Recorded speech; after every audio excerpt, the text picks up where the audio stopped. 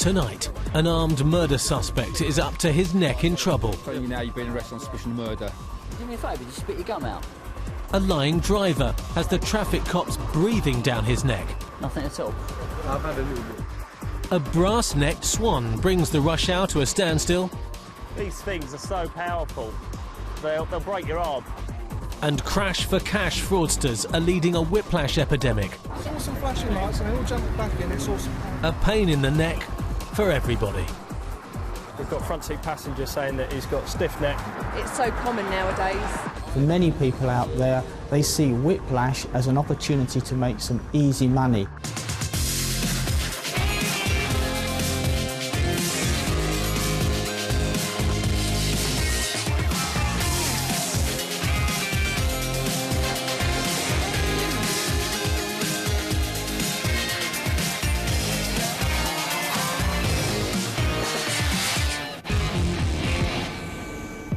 There are 34 million vehicles on Britain's roads. At times, it seems as though they're all on the M1. Especially when you're travelling through the roadworks in Bedfordshire. Whenever there's an accident on this stretch, traffic on the motorway is brought to a standstill. Fire engine that's blocking the carriage. Today, it's Keith Nicholson and Andy Scales' job to get it going again. We got dispatched to what was described as a two-vehicle collision in the contraflow somewhere near Toddington. The contraflow is a way of managing traffic with lanes going in opposite directions to normal. The timing of the roadworks was such that they were down to one contraflow and one other running lane. Do we know if they're trapped and injured or just physically? There was very, very little room for manoeuvre for the general public, let alone fire engines and ambulances and us even. It's only a bit of a rear-ender, but the occupants of the two cars involved, all 9 of them, are arguing over who's to blame. They seem to be having a few heated words amongst themselves. There are no fisticuffs or anything of that nature, but they were certainly displeased with each other. Now the cops are here, they've all got back into their cars, feeling the effects of the crash.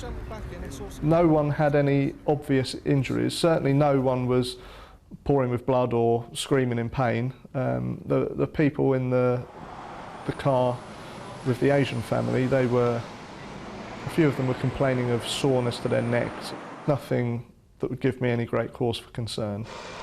But an air ambulance has been called for just in case.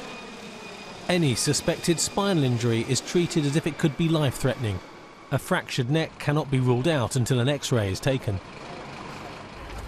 If you are involved in an accident and you complain of neck pain or back pain, somebody gets in the car, they hold on to your jawbone, stop you from moving your neck in case you're going to strain your spinal column, and then the fire service, God bless them, they like to take the roofs off every car that they come to with anybody like that because that's the best way to extract somebody from a car. To make matters worse, another incident has just taken place. A further collision was reported probably 300-400 yards up the road, and so we were able to dispatch Chris and Tam to help us out with the one further up the road. It's another pretty minor shunt caused by rubberneckers slowing down to see what was going on across the road in the contraflow. Is it just the one vehicle here? It's just these two vehicles involved? Okay. All right, okay. A Polish female had collided into the back of another vehicle. Okay, do you mind coming with me to my car? We'll just have a quick chat. Go ahead. They were driving back to Poland, so they were on their way to Dover, so the female was quite upset as to what had happened. But I think it was as a result of the first accident that this occurred. Don't worry. You've not done anything wrong. Okay? Do you know what type of injuries they've got? My wife got injury in the back. A female passenger in the car that was struck from behind has been taken to hospital with a back injury.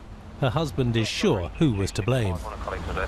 I was driving in my car and that car hit me. No, there was no any car before me. Right, you can go. All right? We're going to recover you. Can I stay with them? I don't think that they can. Yes, don't panic. From what the gentleman said, he was travelling at 45 miles an hour and there was no traffic in front of him, and all of a sudden this woman has collided into the back of him, so Unfortunately, as you know, witnesses don't hang about on the motorway, they sort of tend to disappear, so it's a bit difficult to get an account as to exactly what's happened. The hardest thing to remember about any accident is normally caused by a momentary lapse of concentration. So stay in your car, guys, always. The two crashes have caused chaos, which isn't being helped by some gawkers that weren't involved getting in the way. These idiots have decided to come out and have a look at what's going on. And now what's happening, the vehicles in the contraflow are reversing back to join the main carriageway because they won't get through. As these guys have decided to walk down and see what's going on and what all the fuss is about, the vehicles have started to reverse back. So the vehicle they're in is somewhere back there, hopefully making its way back here. And now they're left standing at the side of the road like a pair of numpties. After a brush with the law with a brush.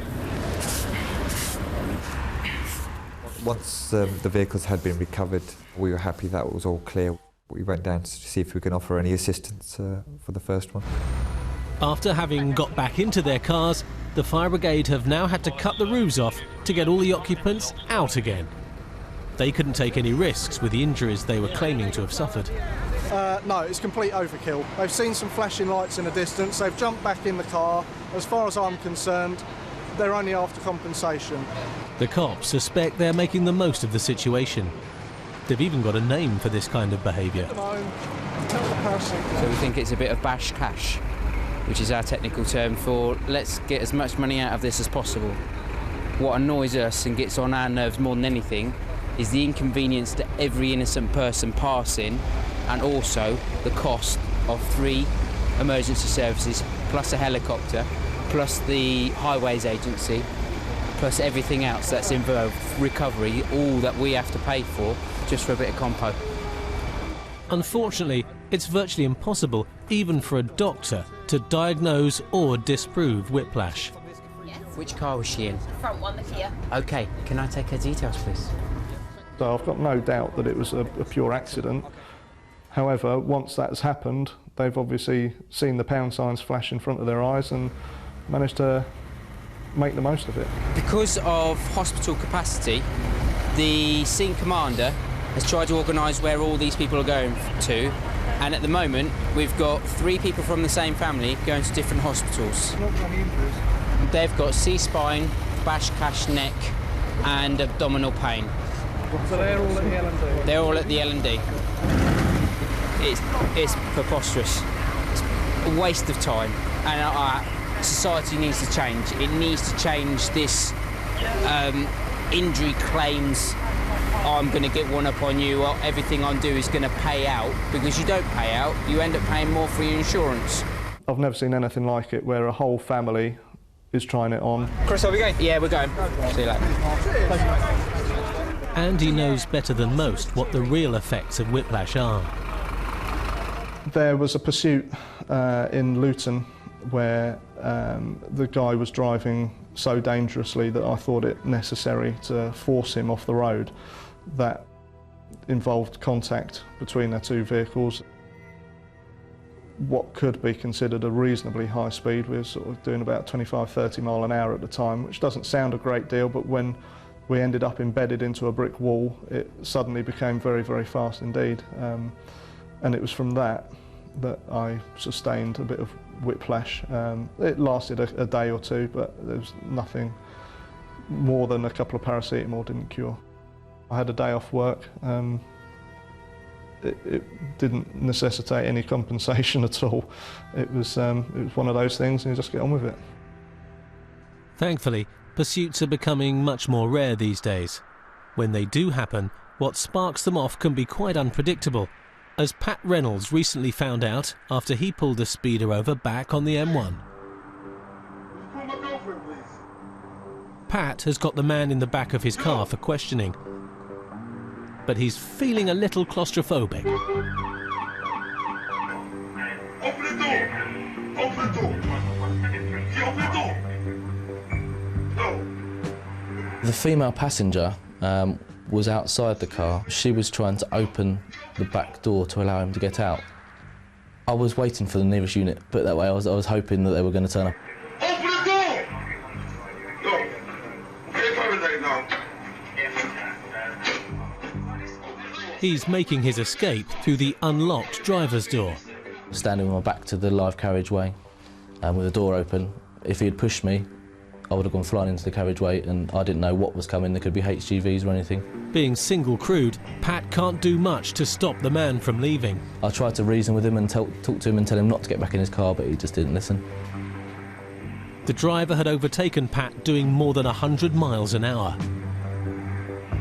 He's from Manchester and still seems to be in a hurry to get home. And then I called up the control room to let them know what was going on. Yeah, Limit 17, he's climbed out the back. His girlfriend is distracting me. He's jumped out, back into his car, he's now failing to stop. M1, junction 8 to 9. He said he's heading to Manchester, gave me false details. They're very aggressive. He's probably failing to stop lane 3 or 4. His driving was dangerous. He didn't have any sort of consideration for the other road users. The car was fishtailing. The man's trying his chances off the motorway. Luckily, there wasn't too much traffic this time of night. It was about 12:01 in the morning. There's a traffic vehicle going the other way who was trying to join me.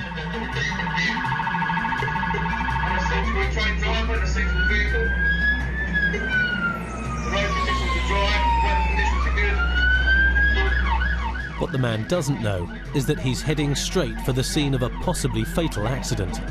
Traffic units had closed the road and were investigating the scene, and I was aware he was heading straight towards that scene. I was giving the control room the commentary about where he was going and the way he was driving, and to warn the officers at the scene of the accident that he was coming their way. He's gone through the RTC closure. There could easily be another disaster. And luckily, the officers had heard my commentary and were aware that he was coming, so they had all got off of the carriageway. And they'd left behind a stinger on the road surface. It was just his luck to come this way. Another traffic cop has deployed another stinger, and he's running on rims.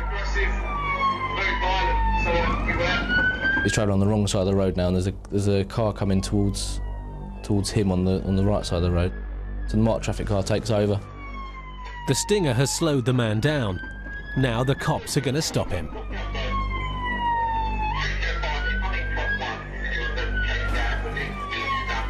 And he was conscious that this car was going to collide with the oncoming traffic, so decided to make some tactical contact to bring it to a stop.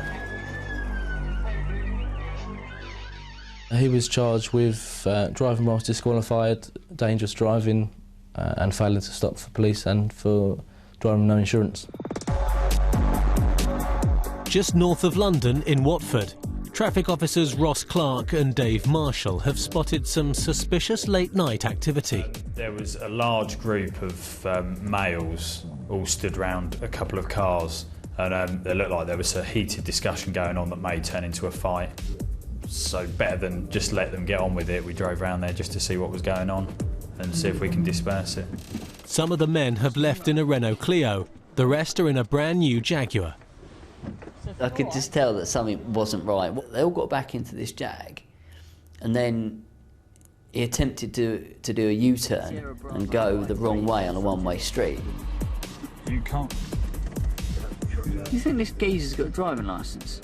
We thought we had better have a bit of a discussion with him and make sure that he is who he's telling us he is. And You want to speak to him? Yeah. Whose car's that? It's a hire vehicle. Do you have a driving licence? You do. Do you have any ID at all on you? Ross smells a rat. It was a bit strange. Like they were trying to hide something. Pop yourself out. Chaps, you stay in the car. Speak to this gentleman. Just pop here. Come in. Have you ever been nicked before? Have you been drinking at all? The driver was a big old lad. Okay. We're going to have a bit of a problem if I can't identify you and you've got no ID. He must have been about 6'2", and he was just really kind of sullen. Your name? Sorry? How do you spell that? I-M. Hussein. Always suspicious when people chew gum. You do me a favour, just spit your gum out. Blow towards me. Nothing at all? I've had a little bit, but not a long time ago. He had to bend quite far down to blow into my face, and he smelled of alcohol. Got any points on that licence? Couple. Two points. Couple. What was that for? Alcohol's at the moment. Okay. All right, because of the manoeuvre you perform there. Manoeuvre? Yeah, doing a U-turn to go the wrong way down a one-way street, and you've just admitted having some alcohol. No, it's going to need you to blow into that for me. You need to take a deep breath and blow. Keep going, keep going. That's it. Stop. Pull the end off of that. Alpha India November. First name is India Mike Romeo. What does that say? You failed, mate. All right, so you've blown 44, which is over the roadside limit. Is that a U or an L? Imrul. You. You. Oh. You are known to us like a lot. Just hang on, Can you mate. do me a favour? Can you just put them in your pocket? Just go to custody. What's that? On me? No, it's H jewelry. Yeah, give me the jewelry, innit? Just give it to him. Can I take the jewelry? Yeah. Ross and Dave have got themselves a drink driver, but are pretty sure there's something else going on. Just stand here and talk to me. You've got a really expensive Jag there that's a hire car. Where does that come into it? And then there was all that swapping over of jewellery and stuff like that. Thank you, thank you, thank you. Dave has discovered a small bag of cannabis. Booker then. Me. What's that? Right, you're under arrest. Much to the man's amazement. Any more on you? Here you go. As if I just planted it on him or something. I don't know what he was thinking there. But yeah, and then he says, "This is your jacket," to his friend, and his friend very quickly says, "But that's not my drugs." Right, this was in that jacket. Then that's not mine. It's yours then, isn't it? This wasn't my jacket. Imrul is going to be taken to the Nick. His friends, a pretty mixed bunch, are still riding for a fall. And there was a little lad who was probably only about 18 years old. Then there was a guy in a suit who was really smartly dressed, and then this chap in shorts and sort of casual wear. One looked like he'd been to a wedding, the other one looked like he'd been to a barbecue. What's going on? Who's Shah Ahmed? Shah Ahmed, that's my friend there. So he's not insured to drive that then? Sorry, who? This guy in the back of the car here isn't insured to drive that car, is he? He is. And an additional driver of Ashrak Ali? Yeah. Who's Ashrak? He's one of my friend's uncles. So he's not either this bloke's not either of those two people, is he? Sorry? The guy in the back of this car here is not listed on that policy, is he? So he shouldn't be driving it, should he? He's not insured to drive it. It was just a nightmare because I was trying to deal with them and they were all just talking at me at once. Why are you taking the car? Because none of you lot are allowed to drive it. He's been driving it and he shouldn't be driving it. Yeah, let him come. I'll call him. He'll come right now. Yeah, where's the keys then? He needs the keys to drive it, doesn't he? If he's playing silly buggers and whatever he's done with the keys... He's a silly bug anyway. They're trying anything not to lose their Jag, but they're getting nowhere fast. He's under arrest now, mate. All right. One of them had the keys and they were just messing around. They wouldn't give us the keys. If you want... Just watch him for a second. I'll Get a local unit down and sit with that, recover it. When you lot pulled us over, yeah. I wasn't the driver to the vehicle. Please just look, if you can... You drove it off? The driver is insisting that he wasn't driving the car, but that one of his friends was. And the friend has got the proof that he's legal to drive it. I've got my counterpart on me, that's about it, officer. You've got your counterpart in your bank card. Basically, But there's a problem. My licence has been confiscated, isn't it? I need to go collect it. It's been confiscated? Yeah, because basically my nephew took it without my permission. Right, and... He tried getting into a club. Right. Yeah. Now basically I need so how are you going to prove to me that you're the person you say you are then? Basically, officer, if you don't believe me... Are you... Seriously, yeah. I ain't got a problem with it, it's about you can take me home. Seriously, you can take me home, my mum will confirm it. I don't want to take you home. My mum will confirm it. Seriously, I'm not. He was clearly no older than 18, he looked so young. Buddy, I don't really believe that you are who you say you are. You don't? No, I don't. He was trying to convince me that he was 33, and no way. Whatever he's been taking, I want some of it. Sorry? Give me the car keys. What, you want to... Take him home. I don't want to take him home. Why not? He's under arrest. I'm not going to be taking you home, am I? Coincidentally, the photo card part just wasn't there. So I didn't believe him for a minute. Not just yet. So, no, he wasn't getting the car. Right. Are we going to get this 165 aid? Well, can we prove who the owner of that is at the moment, who's been rented that car? Fella, you're really beginning to grate on me. Open my door again and you will really upset me. Go over there, stand there and get out of my face. You understand me? Who? Right. Where was I? You were telling me who's got this car. Yeah, this little fella there reckons that he's the bloke on the hire agreement. Yeah. But he hasn't really produced to me any good ID, so I don't believe him. By all accounts, he's older than me, and look at him, he looks the youngest out of all of them, doesn't he? I was inside, they're not clear. So where's the bloke? I'm clear outside, look, son, look. Like I told you before, I'm talking like this right now, so it doesn't look like I'm talking to anyone. The man spilling the beans through gritted teeth. I cannot do anything. If I ever want to use them around, I cannot mess around with these people. When you lot came around and when you lot gave the directions. He was a bit like a ventriloquist dummy, wasn't he? He was sort of sat in the back of the car, just talking like this. He goes, I can't let them know I'm talking to you. And I was sort of, what are you doing? Look, they're not pointing at me. They're not pointing at me. I cannot say anything. If anything I'll get jumped by the whole of them. He's going, they'll beat me up if they know I'm talking to you. You sort of think to yourself, why? They don't know what you're saying to me. They can't be the world's best lip readers. It's 5 in the morning and backups arrive to supervise the recovery of the Jag and to disperse the young men. Their dumb friend, meanwhile, is going to custody.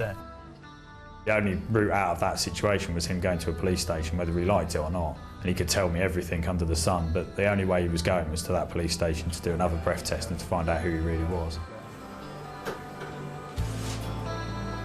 OK, it's come up 44 and 46. And we take the lowest reading, which was 44. And he gets what's called a statutory option if it's 40 to 50, where he can go for a blood sample instead of the breath test. And he chose to do that. If I put you in your cell here, a doctor will come out and take blood from you shortly. If I can remember which cell, it's 2, isn't it? I think. It's this one. The man's got a problem with the sleeping arrangements.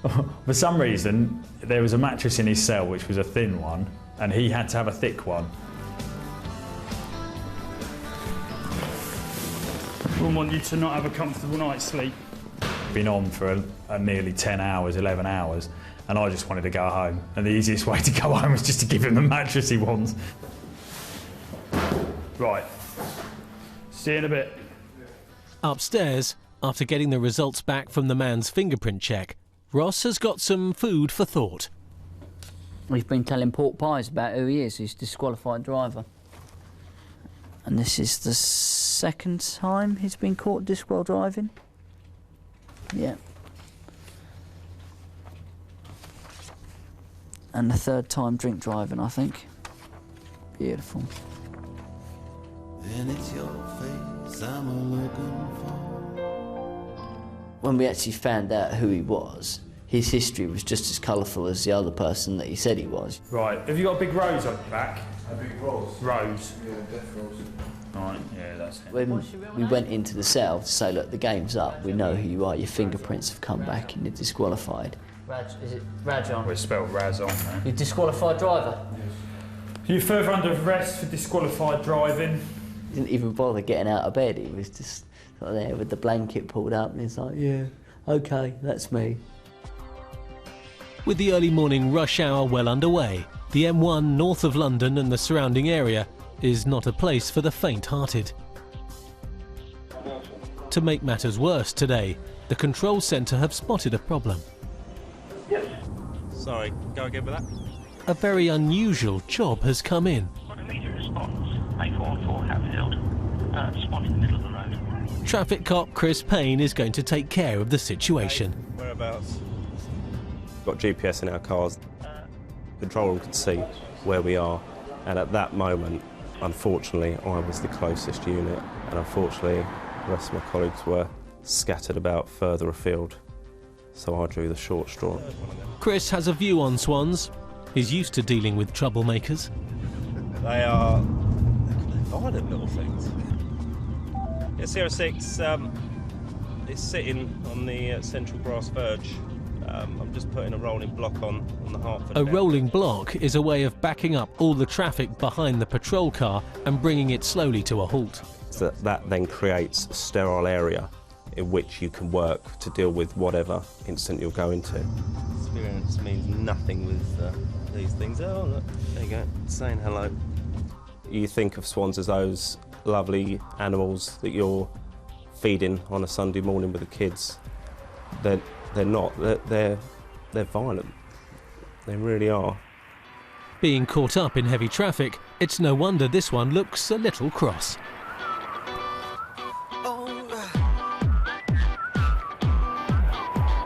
We have heard of incidents in the past where a swan flapping out when someone is trying to grab hold of it has broken people's arms. They are so strong, they don't look it. It's turning into a bit of a wild goose chase for Chris. You don't know what they're going to do, and they can do anything without any warning.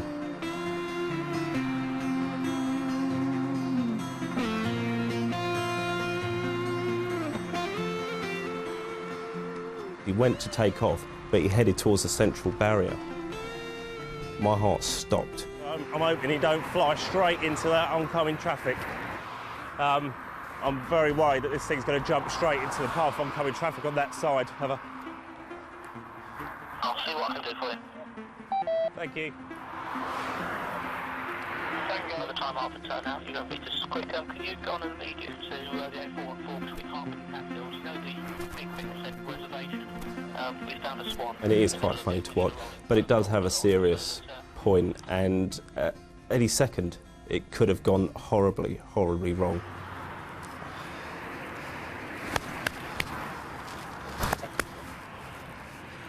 Unfortunately, my applause is not helping him get up off the ground. It's a lame duck, as far as this morning's commuters are concerned. I'm going to have to open up this for a bit, because Uniform 6 is on their way, but they're going to be some time, so I can't keep this blocked for the entire time. It's going to make a lot of people unhappy. So I'll stick the car on the verge. As long as he stays still, then we'll just leave it at that for now until the other unit gets to that end, and then we can get a total block on and try and get him off.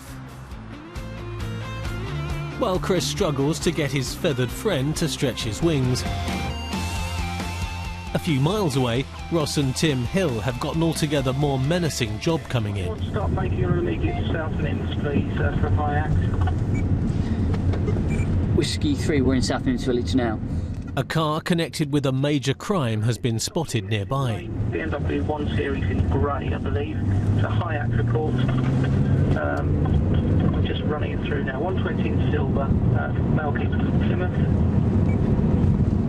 High monitor crimes, substantiated intelligence that this male may carry a firearm, so it's a monitor only. Monitor only, please. We've received a call on the radio to say that a vehicle had activated the ANPR camera. The ANPR camera is one of thousands of fixed roadside number plate reading cameras in a network spread across the country that is virtually inescapable. Came across and said that there was very good, credible intelligence by Avon and Somerset Police that the chap who owns and drives this vehicle is involved in gun crime and will have a gun, will have a firearm on him. To their horror, Tim and Ross have found the BMW like a shot. Oh, it's it. Tango 1 Whiskey 3, can I come in? So at that point I was like, yeah, I don't really want to be stopping this, I'm quite nervous. The car is heading down the A1 into London, an unfamiliar territory. Whiskey 3, go ahead. Yeah, we're behind that vehicle with the firearms marker. We are approaching Apex Corner. The controller has got some rather chilling news about the suspect. This male believes to be wanted for murder. Okay, a little more serious, okay. At that point, knowing what the offence it had been involved in, we were feeling quite twitchy. Whiskey 3, vehicle lane 1 of 2, 40. We're still behind it, appears to be one male occupant. Can't see whether he's black or white, and we're approaching Mill Hill Broadway roundabout. You couldn't see because the headrest was in the way. You also couldn't see through the mirrors because they were tinted mirrors. So we really didn't know what we got at that point. Leave a big gap in case he gets out with a gun. I suspect the Met will get one of their Trojan units or a couple of their Trojan units to do some kind of a hard stop on him. The problem is us patching through to them, getting through to them, and then them getting to us. You know, it could be another 10 or 15 minutes. If he comes to a stop before the Met get here, what are we going to do? Because if the male suspected of being wanted for murder and is, you know, carrying a gun, then I don't really fancy spraying him with Parva. The potential of a firearm in that vehicle is quite a scary thing, so we treat it with extreme caution. It's a watching and waiting game for Tim and Ross. Only the Met Police's firearms teams will be able to apprehend the BMW driver. It's the not knowing what's going to happen next scenario. The whole gun thing unnerves me a little bit, I said. Trojan unit gone all the way. When I heard their Trojan vehicles, which is their armed response vehicles, when I heard the Trojan call signs called up, I was like, oh, thank God for that. How far away are they? Two marked ARVs coming towards you. As you see it in your rear view mirror, if you just pull to the left-hand side and let us pass, please. And then if you can put a roadblock in, sort of about 20, 30 metres behind us, just allow us to conduct the stop. Over. That's all received, we will do. It's the vehicle directly in front of us. I'm happy now people are here with guns. The Met Police are taking over. Their country cousins from Hertfordshire can breathe easy again. It was quite a relief when they said they were on Willesden High Road, and then they said, so we can come in, so we sort of backed off. And then they came in and put a stop. The chap just got out and they took him away from the vehicle and searched him. And it appears the information about the man was right. He is armed. In a carrier bag in the boot was a handgun. Okay. Tango 1 Whiskey 3, there is a firearm in the vehicle. Right, buddy, telling you now you've been arrested on suspicion of murder, also under arrest on suspicion of possession of a firearm. Okay, come with me, bud. Are you being serious? Do I look like I'm being serious? Murder? Absolutely. The gun is a replica, but still a very convincing looking one. They've got the wrong person in it, it's a mistake. It's not an offence to have it, as long as he's got a legitimate reason. He was cool, he was calm, almost arrogant. He's adamant he's got nothing to do with any fatal shooting at all. So as if to say, you prove I was involved. On my way to the barber shop to get a haircut, and look at the harassment what I'm getting. He had a smirk on his face, he was laughing on the way back to custody. Meanwhile, back on the dual carriageway in Hertfordshire, Chris isn't laughing. The traffic has resumed, but he's still got the bird to bag. But I really don't think this thing's going to move of its own accord. RSPCA are only about 15 minutes away, so hopefully they'll be able to come out, shift it off for us and, yeah, drop it home. Chris has got a name for his new friend. I called him Keith. Last one I dealt with called Bob. So, yeah, Keith and Bob. I had half the shift turn up in the end. More and more people kept turning up. Stay and babysit a swan deer. 3 police cars there at one point. About 5 officers there dealing with a swan. More importantly, the expert from the RSPCA has arrived. She got out a weapon of choice, which didn't look nice. From the looks of it, the swan has dealt with that before. He knew exactly what was going to happen. But coy Keith is having none of it. Go on, Sam. Go on, Keith. It was like watching a 737 take off.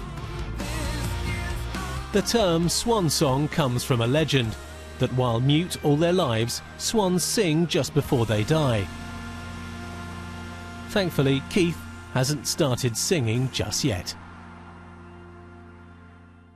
The man arrested in London isn't singing at all either.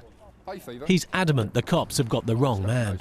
His story was that he had been involved in the gang scene and he had been around firearms, had been arrested for firearms and stuff like that, and he had turned a leaf over in a book, and now he was promoting youngsters getting out of gangs. That replica firearm was a prop. The gentleman here has been arrested for the offence of murder. Coincidentally, Avon and Somerset Police were already at Wembley Police Station dealing with another offender from the same incident. So we were able to liaise with them, and ultimately they came across and they dealt with the offender. So it was more a case of us then putting him in the cell, seizing his clothing for evidential purposes, writing out reports, which took some time, and then hand the whole job over. The ANPR camera network is all very well for picking out dodgy vehicles that have been put on the police's computer database, but only cops in cars can spot road users committing everyday offences like those in this oncoming van. There's no seatbelts on any of them. PC's Chris Thompson and Neil Crozier have got well-trained eyes for the job. You clearly see that the driver and the passenger nearest the passenger side door didn't have their seatbelt on. People do different things when they're not wearing their seatbelt for some reason. They seem to highlight it to you as opposed to just driving like they normally would do and not wearing it. They'll lean to one side, or they'll have an arm there, or they'll start scratching here just to try and mask the fact that that belt's not across. Tango 1 Whiskey 7 for vehicle check, please. The van's looking a trifle overloaded as well, with all sorts of stuff. Wardrobes, just general scrap, really. Neil's got good reason to believe what he saw at first sight. You know, generally seatbelts are black. It's quite obvious if you haven't got it on. You know, I'd rather someone just hold their hands up and say, I'm sorry, I haven't been wearing it, instead of us standing there having to have some sort of like argument of the fact that I know they haven't got it on, and they're trying to convince me that they have. I've had my seatbelt on, brother, but it's a bit broke, that's all. No, you didn't, because you got a nice orange shirt on. I could quite clearly see as you went past me, you didn't have a seatbelt on. Can't do me for that, can you? Yeah. No seatbelt.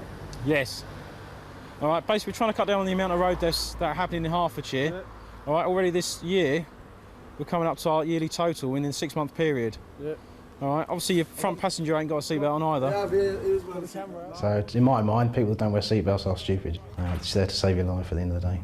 In 1 week, I had 3 seatbelt fines, believe it or not. So what's that mean to you? What? Wear your seatbelt. If it's broken. It ain't broken, I just can't. To be honest, mate, I can't wear one. Why is that then? I just can't wear one. Too fat. There are people out there that actually say that. Oh, yeah, I had one last week. You know, I should wear it. 2 weeks to pay, innit? Okay, yeah, well, 28 days, mate. It's 4 weeks. 4 weeks. I'll pay it in 2 weeks. The £60 fines are adding up for the scrap dealer, who can't have very deep pockets. Where are you taking all this then? It's taking it to the scrapyard. Oh, Camel Line. There's definitely not enough scrap that they've got loaded on the back of that lorry that's going to pay for 2 fines of £60. There's only, I bet there's not 30 quid on there, mate. Yeah. 1, 2, 3. Pays for a pint, like that, doesn't it? They were. Obviously, my boys basically, you know, been doing the scrap dealing for a little while. So, but you know, they're decent enough chaps. Seatbelts, women, beer. Just lost £120 because we've stopped them. So it's going to be probably a very long day for them when they've got to go and find some more stuff to go back and pay for their seatbelt tickets. 98% of the people out there are very nice to us. It's only the odd 2%. I think we've got better things to do with our time. It's the old cliche, you know, they're catching burglars, murderers, robbers, all that type of thing. Moments after dealing with the scrapmen, Chris and Neil have all of a sudden got something better to do: catch a speeding van driver. The blur, it was, he's literally, as we're coming up to the roundabout, he's emerged from our right-hand side and has gone around the roundabout like a bat out of hell. So myself and Neil decided that to have a little chat with this chap. His driving leaves a little to be desired, to say the least. Crossing the white chevrons, undertaking people. He overtook another car, then slammed his brakes on and did a left turn right in front of this car. It wasn't too hard to get behind him. Obviously, there was a car in our way, but as he's gone down the lane, we managed to use our blue lights and 2 tones, and that pulled over for us and obviously managed to stop him. Vehicle check, please. Sierra 954 Foxtrot Bravo Whiskey. Sierra 954 Foxtrot Bravo Whiskey. Didn't seem too happy that it had been stopped. Why do you think we want to talk to you? It's going too fast right there. Too fast? Okay. At one point, you nearly lost it. Undertaking, going across white lines, and then braking heavily and turning in front of people. Do you find that an acceptable standard of driving? don't know. No. A lot of people would class that as dangerous driving. The most dangerous thing, basically in my mind, was when he's undercut the other motorist and pulled straight in front of him, and immediately turned to the left. Have you got your driving licence on you? No, I haven't. No. You haven't? Have you actually got one? You got any ID on you? No. No, so I've got to trust the details you're going to give to me. What's your surname? Turner. Turner. And your first name? Max. And he gave me his details, which we checked, which all came back in order. Okay, and whose van is it? My work partner, Ben. It's your work partner's van. Okay, why haven't you got any tax in it? I ain't been taxed since he had it, I don't think. Okay. The alarm bells are beginning to ring. Has it got an MOT? Yeah. It has. Okay, have you got that on you? The digging is getting to Mr. Turner. Tango 1167. He's not Mr. Turner after all. Right, okay. He gave Neil a false name, which at first we didn't realise. It was only basically as I've gone round into the vehicle to the near side to take out his tax that I've noticed he's got badges, ID badges hanging from his gear stick. At that point, I noticed a nice little picture of him on there with his proper name on it. So at that point he's decided to come clean. Ben Weston, is that you? Yeah, revoked for 6 months. Sorry? It's been revoked for 6 months. Mr. Weston's a disqualified driver and in big trouble. I'm going to point out a number of offences to you. Okay, first one's going to be dangerous driving, because in my view, the driving that I've seen, okay, falls well below that of a competent driver. Okay. Second one is obviously using a vehicle without a valid tax disc. The third one is going to be dependent on what comes back on your driving. If you're right, you're driving otherwise accordance with a licence. Why are you using the van? To be fair, I've just had the biggest row with my missus. I've come out in a home and I was going to my mate's house to try and chill out. Right. But I know that ain't no excuse, you know what I mean? At the end of the day, I shouldn't... So if you'd been driving like everyone else, we wouldn't be having this conversation now. Okay? Because you obviously worked yourself up. That's culminated in your driving, okay, and it could have ended up being a lot worse. You have a little bit of sympathy for him, you know, because of the domestic side, but, you know, from the other side, you know, he's not supposed to be on the road. He's driving like an idiot. I know I've done wrong. Okay. The man's van is going to be seized under Section 165 of the Road Traffic Act. Why are these people driving when they fully know that, you know, they haven't got a licence, and obviously his consequences are going to be slightly harder now for him? The cops have got a brand new way of processing disqualified drivers. With disqual driving now, we don't have to arrest the person and take them into custody. Okay, once upon a time, any disqual drivers get arrested, they go down to the police station, we have to do an interview, all the custody process. Okay, so if you've ever been in custody, that's the process that we go through. Okay, now what we do is we'll do an interview here because I've physically got the camera here. I think he thought he was going to get arrested. And when I told him that we were going to deal with it there and then, in a way he was quite relieved and he was quite happy to talk to me about what had gone on. And how do you feel about what's happened? I'm gutted really, you know, I shouldn't have done it. It's my own fault, isn't it? Okay. Stupid things will have stupid consequences. So. Have you got any questions that you want to ask me about any of those? Not really, no. No. I'd like to apologise, obviously, you know. Just need to go through the seizure form for the van, which the collie's going to fill out there for you. Just been driving normally, we probably wouldn't have stopped him because we'd had no need to. How much stuff you got in the back? All my work tools and work equipment. The man's an aerial installer and he's well kitted out for the job. How much of that do you need? The van was absolutely loaded with stuff. Must have spent 5 or 10 minutes literally stripping the back of the vehicle out. I've never actually seen anyone ever take so much stuff out of a vehicle to take with them.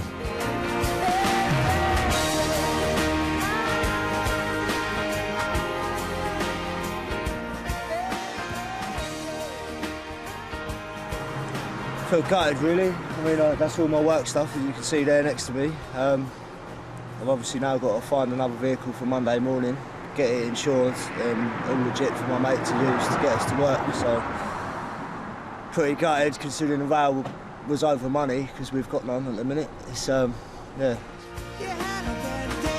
They're doing their job. I was wrong to drive without a licence. I was driving erratically, so what comes to me, I expect. You know, I did wrong, you've got to expect to pay for them consequences, but obviously my mate is now suffering, and, you know, I think that's a bit unfair. They could have let him come and pick the van up, considering he's all legal in it. But yeah, I don't really know what's going to happen now. Unfortunately, what is happening is that his illegal van is being taken away to the pound.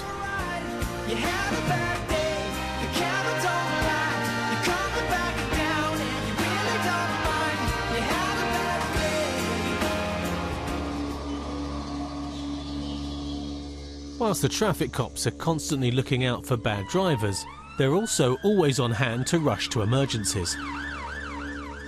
In Bedford, a report of an accident has just come in. PC's Chris Norton and Tanvir Hussain have taken the call. 2 vehicle injury, RTC Cardington Road.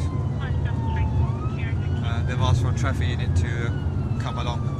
2 special constables attended the scene first and obviously started to get details. Then it transpired the female who was in the vehicle was complaining of neck pain, and there was talk of having her cut out of the vehicle. So when that information came to light, we decided to head down and see what was going on. It's in a nearby Tesco's car park, not the kind of place you'd expect a serious crash. It's here, car park entrance. It was on the approach to the petrol station and the exit of the car park. Hello, mate. Hello, Naz. How you doing? You right? She smashed into that taxi there. It's quite clear as to what had happened. How are you, my friend? You all right? Yeah? Taxi vehicle was looking to pull onto the forecourt to fill up with some petrol. Unfortunately, the lady who was approaching the giveaway had most probably come out and T-boned the taxi driver. Your colleagues have got the information on that. It's a case of what can happen when someone doesn't put on their seatbelt. She's gone forward, nutted the steering wheel, head pain, neck pain. Okay. Has she then reversed back at some point, or do we not know that? I haven't been told that she moved. I think she hit him and then bounced back. When I got there, handbrake was off. I was going to say, yeah. So okay. I applied the handbrake. Fair enough. I think it's automatic as well. Oh, is it? Okay. Worse. So it's quite apparent who was at fault. The driver of the taxi didn't have any injuries at all because it was just an impact upon his near side front wheel. The girl, she wasn't wearing her seatbelt. She banged her head on the steering wheel and then travelled far back, and she was complaining of neck pain. The injured girl's father has turned up. You're her father? Okay. Have you given him all her details yet? He seems to know the taxi driver. We're just trying to make sure that they're going to... This is okay, I know him very well. Do you? The handbrake's been down. She's hit that car, and it's a bit of a gradient, and her car's just rolled back nice and slow, and it's come to a stop. That's what's happened. The girl's brother has arrived as well to add his weight to the argument. It can be 2 ways anyway. It can be that simple now, but he didn't stop. Hey, listen, mate. Don't get cross. Don't get cross. Every little helps. Don't try and defend your sister. Don't try and defend your sister because you weren't there. Yeah, but I know, but he wasn't there. He wasn't there too. The police officer wasn't there. I wasn't there. You're right. Yeah, but all I'm saying is, from experience. From experience. No, but you can't just say that. I can say I've had that experience too. I've had an accident before. You can't just say from experience. All right, listen. Do us a favour. It's best if we don't talk to you for 5-10 minutes. Yeah. Job done, because your opinion's different to ours. Do you want to have a word with your son? His earwigging to what Tam was explaining what was happening, and then he tried to put his 2/10 in and say what happened, even though he wasn't there. Chris has spotted something that might have contributed to the accident. You can understand why she's probably pulled out and pulled into the path of the car, because the hedge is quite high compared to her eye line, and if she puts her seat back too far, she's obviously not going to be in the correct driving position. She looks quite slumped down already. That's the importance of having your seat upright, so you can maintain maximum height when in the car. Fire service are doing the usual. They're going to create a crab below. I think it's merely a precaution more than anything. It's going to be whiplash and a dented pride more than anything. Worst thing you can do is move somebody who's got a neck ache out of a car, and then they and they've got a broken back because the vertebrae are quite delicate, and you're going to be in the line of fire if they're later on down the road they've had a broken back and they're looking for compensation. The paramedic attending the scene is an expert in these kinds of injuries. I come to a lot of accidents and I see this a lot, but I don't thoroughly understand why. If we miss a possible fracture, there's a greater risk that actually we could kill the patient. Okay, and how would that happen? Because the controls for the heart and lungs, the nerve pathways come out through vertebrae numbers 3, 4 and 5 in the back of your neck. All right. That will stop your breathing. Yeah. And that'll stop your heart working. Can you demonstrate how that would happen? No. No? I'm not going to kill myself. So theoretically, she's thrown her head forward. Yep. She's thrown her head backwards. Yep. Right, so she might have damaged those 3 bones within the back of the neck. Yep. And if they sever the spinal cord at that point, they're dead. So how would you sever the... So why do you mobilise the neck? A shear rotation, so they snap over each other, or they twist round. So if I look left or right... Yep, or up and down. Up and to down. an excessive degree, you can actually cause the bones to break and separate, and that would cut like a knife through butter. And that's it, you're dead? And once they're gone, potentially they're dead. And that's why we worry about the neck.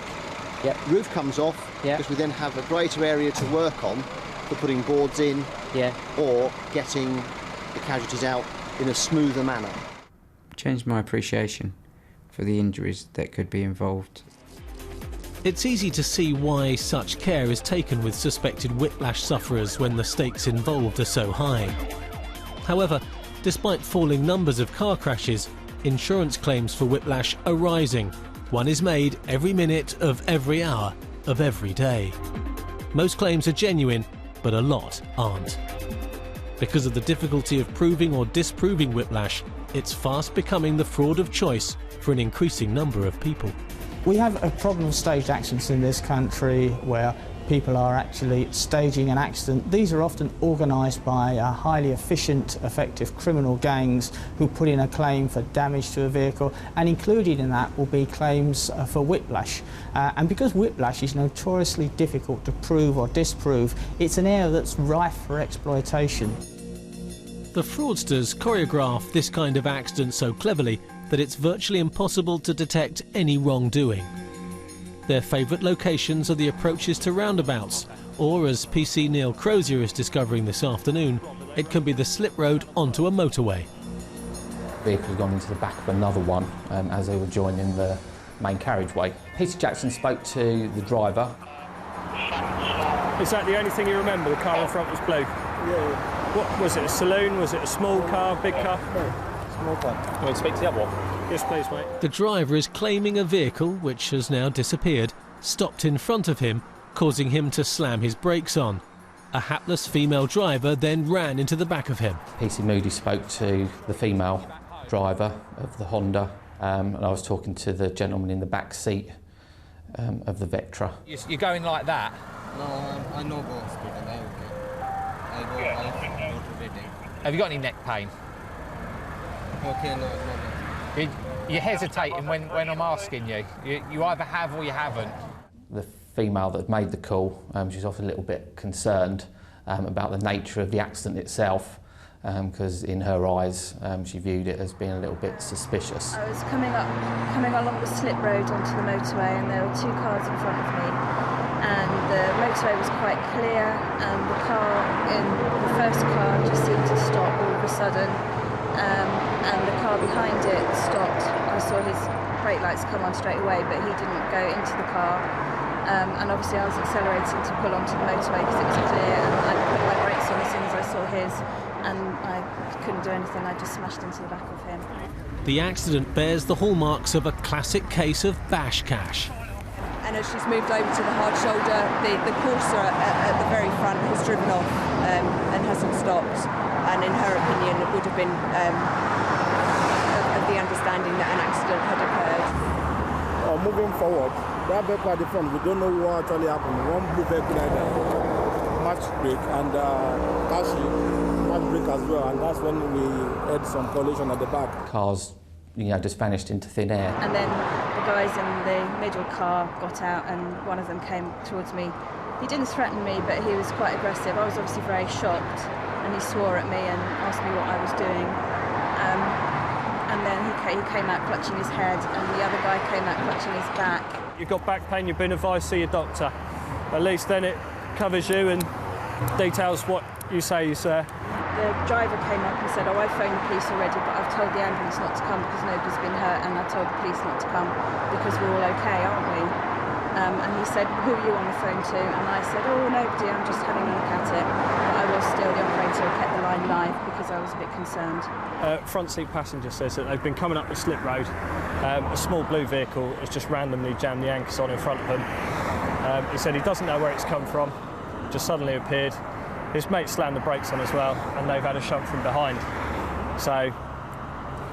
Is that both passengers have said that? No, just the one from the front seat, which is the one that's claiming that he's got neck pain, headache, and lower back pain. The back apparently has said also a blue car. The driver said a red car. So what I'll do is saying I don't know.